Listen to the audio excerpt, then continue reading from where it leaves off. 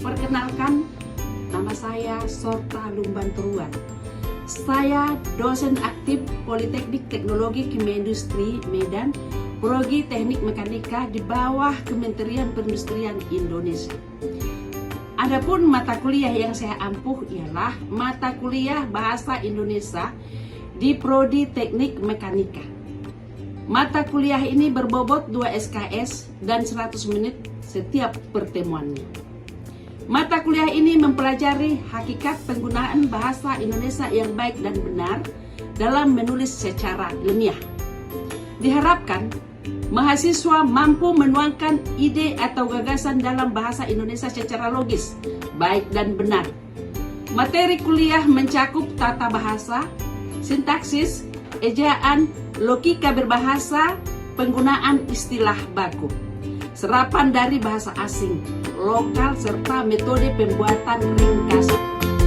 Adapun capaian pembelajaran mata kuliah Bahasa Indonesia ialah mampu mendeskripsikan permasalahan bahasa Indonesia ke dalam model pembelajaran, mampu memilih metode teknik analisis yang tepat dalam memecahkan problematika kebahasaan, mampu menyelesaikan masalah pemakai dan pemakaian bahasa Indonesia yang baik dan benar untuk mendapatkan solusi optimal, mampu menginterpretasi hasil problem solving kebahasaan, mampu menunjukkan partisipasi dan menyelesaikan tugas.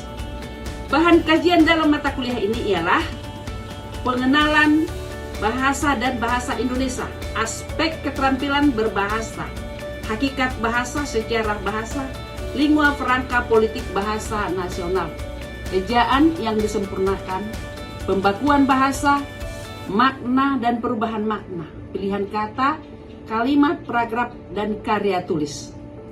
Sistem pembelajaran dilaksanakan secara luring. Metode yang digunakan adalah ceramah, diskusi, dan project based learning dan metode lainnya. Interaksi dengan mahasiswa secara langsung dan tidak langsung melalui media sosial seperti WA Group dan interaksi lainnya yang mendukung. Penilaian dilakukan dengan bobot, tugas 20%, ujian tengah semester 20%, UAS 50%, kehadiran 10%. Dengan prinsip penilaian adil, transparan, dan objektif. Berikut merupakan video praktik pembelajaran yang saya lakukan secara luring. Materi ejaan yang disempurnakan, pertemuan kelima. Tujuan mahasiswa mampu memahami ruang lingkup EYD. Selamat menyaksikan.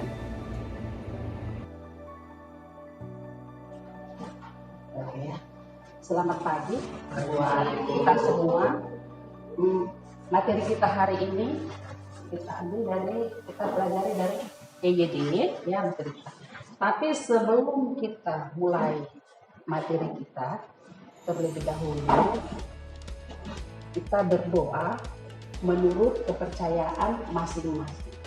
Doa dimulai. Selesai. Ejaan, kaidah cara menggambarkan bunyi kata kalimat. Ya, ejaan itu meliputi pemakaian huruf, penulisan huruf, penulisan kata, penulisan unsur serapan, dan pemakaian tanda. Ya, oke, kita bahas satu persatu. Ini ruang lingkup EYD mencakup 5 aspek. Ya,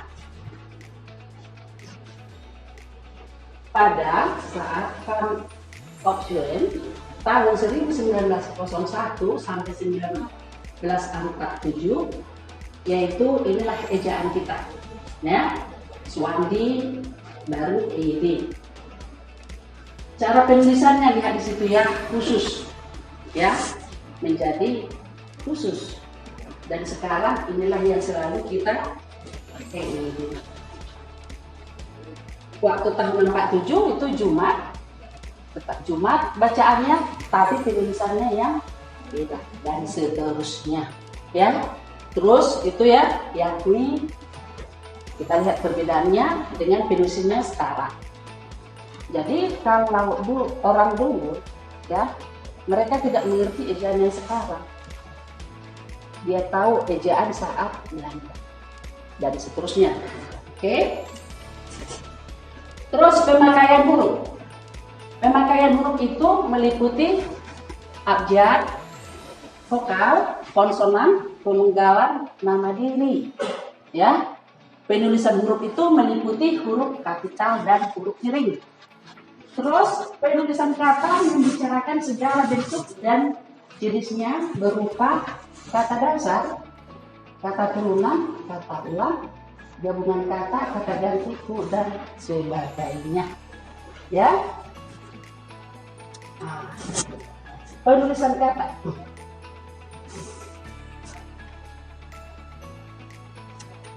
Itu kata depan di, ke, dan, dari, kata sang dan si dan sang, partikel, singkatan dan akronim, angka dan lambang bilangan. Ya, oke, seterusnya pemakaian huruf. Abjad bahasa Indonesia menggunakan 26 huruf. Kita tahu itu ya, 26 huruf A sampai Z. Ya, sampai Z. Terus 5 huruf yaitu vokal A, I, U, E, O. Sisanya konsonan. Ya, sisanya konsonan. Terus gabungan konsonan itu ada 4 pasang, yaitu KH, MG, NE, SC. Contoh KH itu khusus, akhir. Jadi KH itu ada di situ khusus. Jadi yang disisipkan di situ dia di awal kalimat, ya, di awal kata, ya. Baru akhir dia disisip di tengah, ya. Seterusnya NG, ngilu dan bangun, disisip di situ dari awal kata dan di tengah kata, ya. Lalu SC, syair dan asik, disisip dia di ya. Terus gabungan 2 vokal disebut difton ai, au, oi. Contohnya ai, balik, oke, mantap. Oke. Nah, kalau dia difton au, oi, itulah contoh gabungan 2 vokal yang disebut difton. Ya, seterusnya penulisan huruf. Ya, penulisan huruf kapital. Ini banyak macamnya, tapi sebagian saja ya kita ini. Nanti bisa dibaca di referensi yang lain dan juga di buku diktat kita yang sudah Ibu share, semuanya sudah lengkap di situ mengenai penulisan huruf kapital, ya. Jadi semua, jadi seperti apa yang kita inginkan sudah ada di situ. Terus huruf kapital atau huruf besar dipakai sebagai huruf pertama pada awal kalimat. Misalnya kita harus bekerja keras, awal kalimatnya saja yang huruf besar. Terus yang kedua, pekerjaan itu belum selesai. Nah, awal kalimat, ya.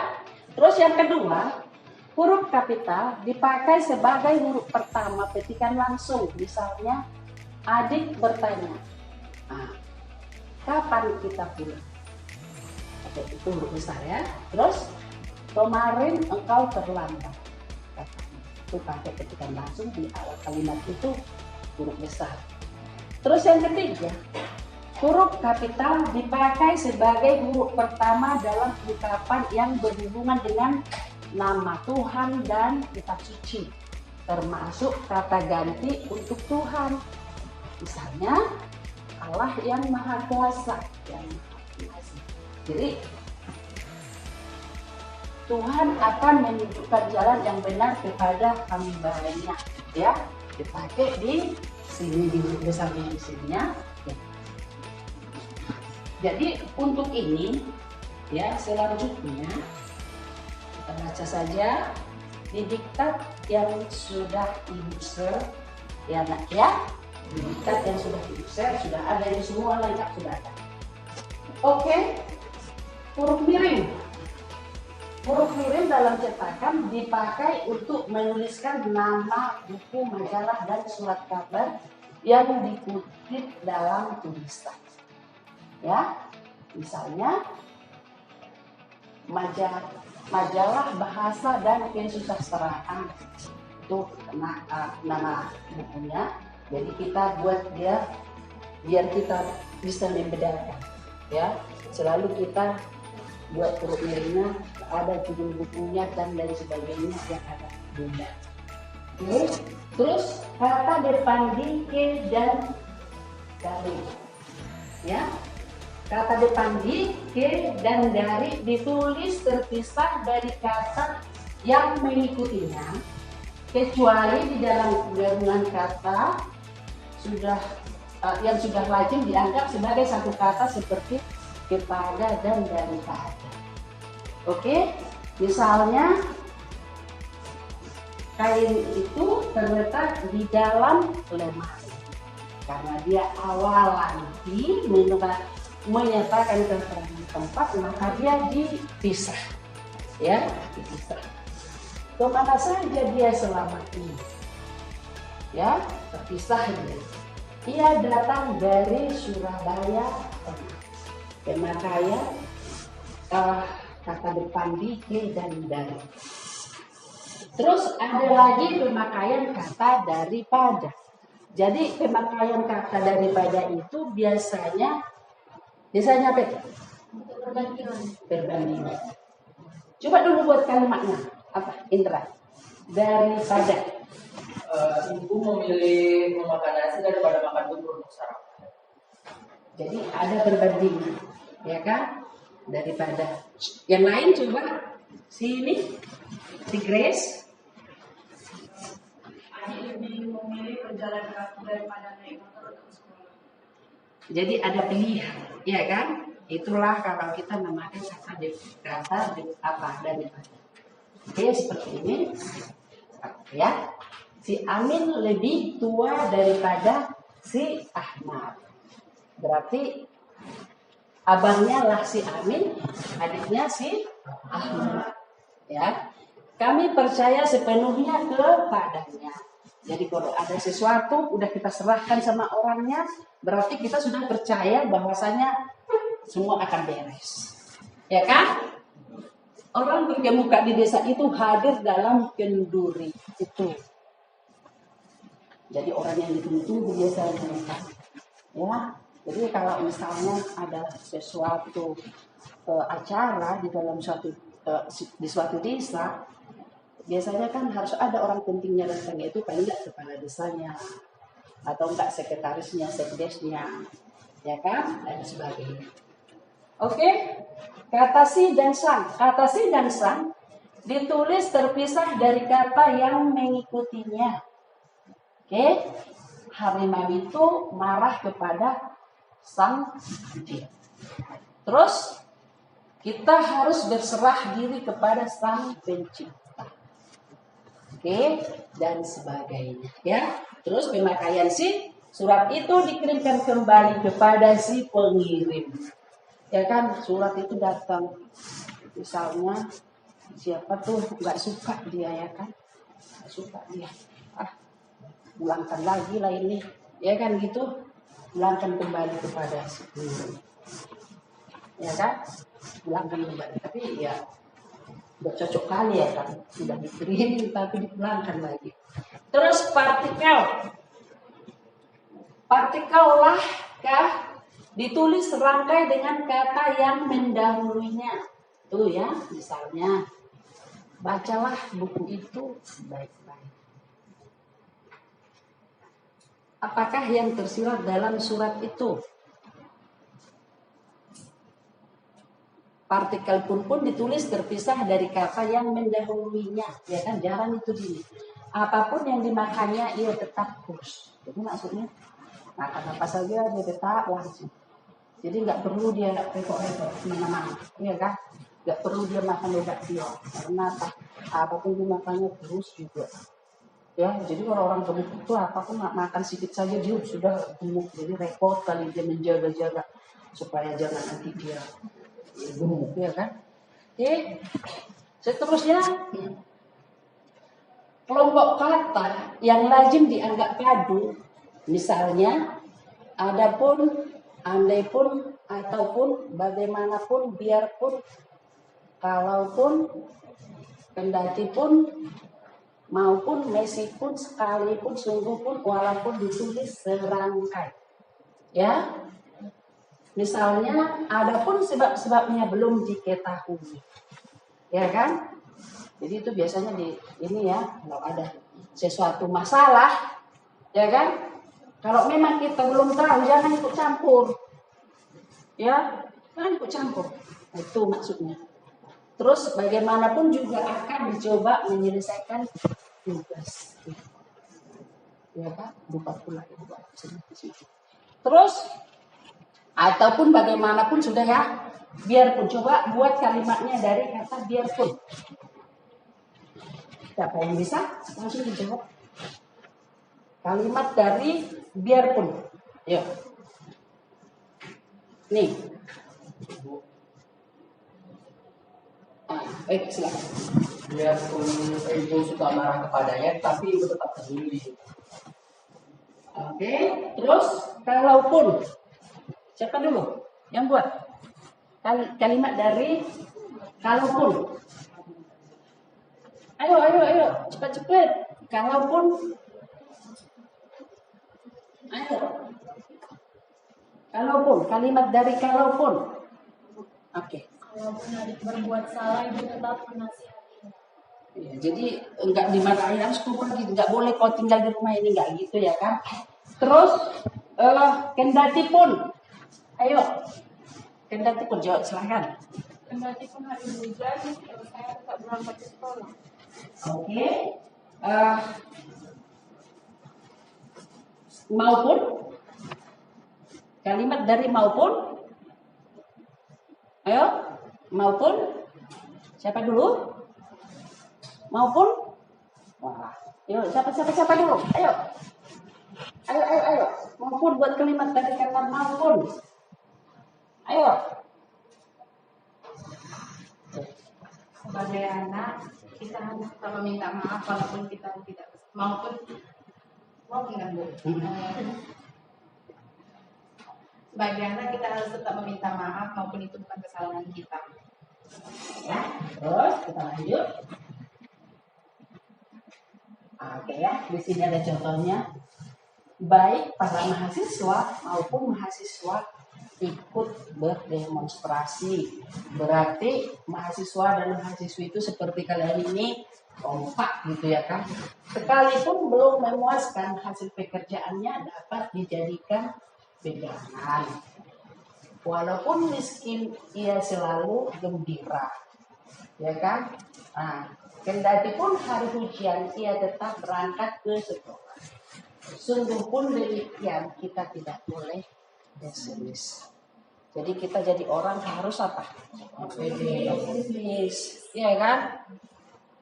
Yakin kita bahwasanya semuanya akan bisa kita kerjakan. Gitu. Jangan pesimis. Kalau pesimis ya udahlah. Yang benar pun nanti jadi salah, ya kan? Yang benar pun nanti jadi salah kalau kita sudah pesimis. Jadi kita harus optimis dalam hidup ini. Ya kan? Semua masalah pasti ada. Oke, terusnya singkatan dan akronim. Oke ya. Singkatan ialah bentuk yang dipendekkan yang terdiri satu huruf atau lebih. Akronim itu singkatan yang berupa gabungan huruf, awal gabungan suku kata ataupun gabungan huruf dari suku kata. Siapa dulu buat contoh singkatan? Siapa dulu? Oke, Chris. Oke, terus?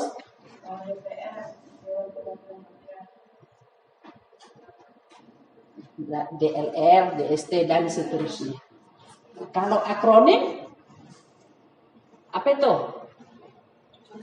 Baru dulu. Akronim? ABRI, Angkatan Bersenjata Republik Indonesia. Terus?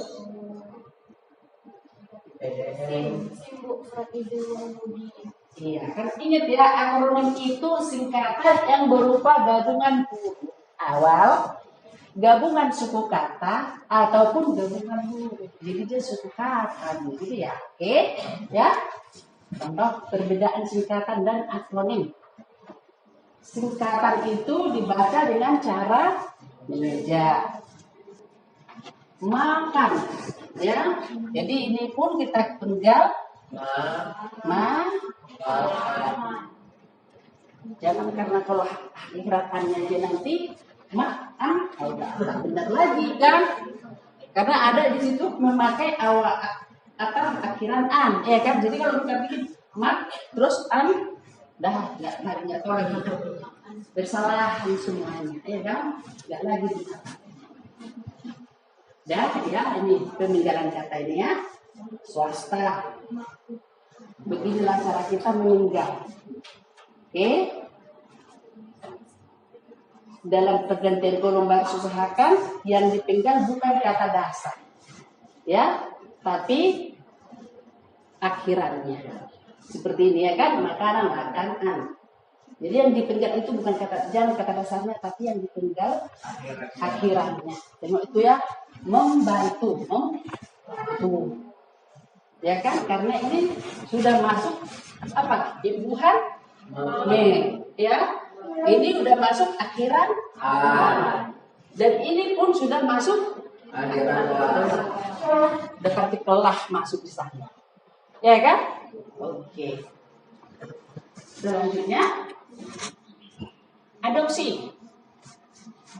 Adopsi itu terserapnya bahasa asing karena pemakai bahasa mengambil kata bahasa asing yang memiliki makna sama secara keseluruhan tanpa mengubah lafal atau ejaan dengan bahasa Indonesia.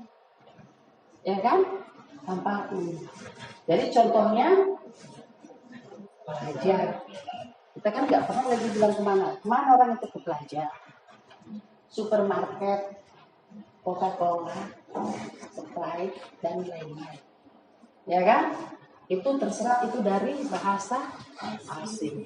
Tapi karena sudah biasa dipakai di dalam bahasa Indonesia, jadi itulah makanya diadopsi dia. Oke? Selanjutnya adaptasi. Adaptasi itu diserapnya bahasa asing akibat pemakai bahasa mengambil kata bahasa asing tetapi cara penulisan berbeda dan disesuaikan dengan aturan bahasa Indonesia. Disesuaikan dengan aturan bahasa Indonesia. Misalnya option itu opsi. Ya. Jadi disesuaikan dia. Inilah contohnya. Taksi. Tapi biasa memang juga ya. Udah, ini ya. Adaptasi. Terus pungutan. Masuknya bahasa asing ke dalam bahasa Indonesia terjadi akibat bahasa mengambil konsep dasar yang ada dalam bahasa sumbernya. Kemudian dicarikan padanan katanya dalam bahasa Indonesia. Cara ini dapat disebut juga dengan konsep terjemahan, di mana kata serapan dihasilkan dengan cara menerjemahkan kata istilah. Ya, istilah. Jadi sering kita memakai istilah. Nggak pernah anak-anak itu ya tamat SMA sekarang ya. Jadi nggak pernah dibilang, Kak, kalian mau kemana? Tahu. Nggak pernah bilang mau pergi uji coba. Nggak pernah lagi dibilang seperti itu. Iya kan? Nah, itu udah kita mulai. Seperti itu coba. Oke ya, ini serapan. Kata serapan adalah kata hasil integrasi dari bahasa lain, yaitu biasanya bahasa asing, ke dalam bahasa Indonesia. Yang termasuk dalam kata serapan biasanya sudah digunakan oleh masyarakat secara umum. Oleh karena itu, ejaan, tulisan, dan ucapan disesuaikan dengan cara pengucapan masyarakat Indonesia secara tidak langsung. Kata serapan memberikan pengetahuan kepada masyarakat tentang bahasa asing lebih cocok digunakan dalam arti konotasinya. Kata serapan tersebut lebih bercorak internasional karena kata asli dari kata asing lebih mudah digunakan daripada terjemahannya. Ya, daripada terjemahannya.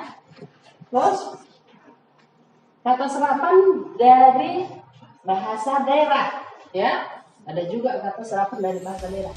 Beberapa kata dari beragam daerah di Indonesia juga menjadi bahasa asal bagi kata serapan, ya. Seperti dari bahasa Jawa, Sunda, dialek khas Jakarta, Minangkabau dan seterusnya. Ya, itu dari bahasa daerah. Oke, contohnya ini ya, nampak? Kalau dia dari bahasa Jawa, aku itu nih.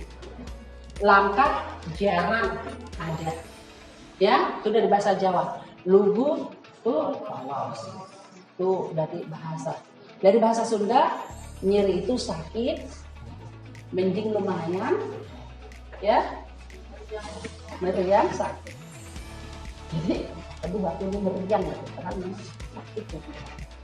Terus dari dialek khas Jakarta, Cerobot, oke. Dan lain sebagainya. Jadi kalau dia dari bahasa Minangkabau itu acuh, gigih, ya. Betul-betul itu dari bahasa Minangkabau. Ya. Selanjutnya kata serapan dari bahasa asing itu banyak berasal dari beberapa bahasa asing, antara lain dari bahasa Inggris, bahasa Arab, bahasa Portugis, Cina, Belanda, dan seterusnya. Oke, ya, ini contohnya. Jadi kalau bahasa Inggris itu aktor, ya, kata-kata bisnis itu berarti asalnya dari bahasa Inggris. Terus retail, ekspor, inovasi itu berarti berasal dari bahasa Inggris. Terus kalau dari bahasa Arab itu abad, mana, dan seterusnya ya, lihat di situ. Dari bahasa Portugis apa? Dari bahasa Cina. Jadi kalau kalian makan bakmi, bakwan, cahawan, ginseng dan lain sebagainya itu berasal dari bahasa Cina. Ya. Terus dari bahasa Belanda ada juga ate, jadi itu dari bahasa Belanda. Karena lama kali orang Belanda itu di sini kan, tahu dia, soalnya besar-besar di sini harus dia.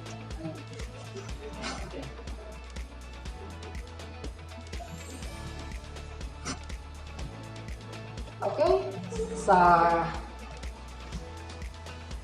demikian materi kita. Ada pertanyaan?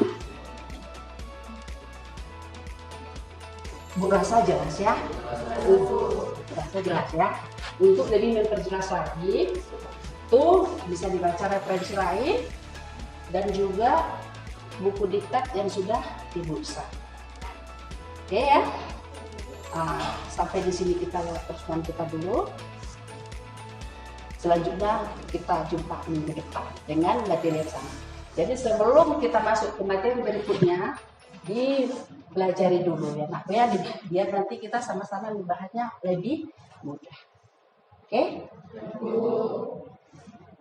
Selamat siang.